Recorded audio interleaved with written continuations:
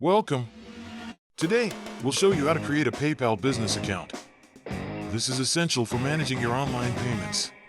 First, visit the official PayPal website. Click on Sign Up and choose the business account option. Next, enter your email address and create a strong password. Ensure it's memorable yet secure. Fill out your business information, including your business name, address, and phone number. Next, link your bank account or credit card. This allows you to easily receive and transfer funds. Finally, review your information and complete the setup. You're ready to start accepting payments. Once your account is set up, explore the PayPal dashboard. Familiarize yourself with its features. Consider additional verification for enhanced security, like phone confirmation and two-factor authentication. Don't forget to check PayPal's fees and policies, which can impact your business operations. And that's it.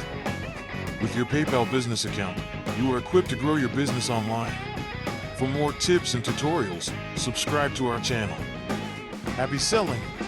Thank you for watching. Visit our site for more useful resources.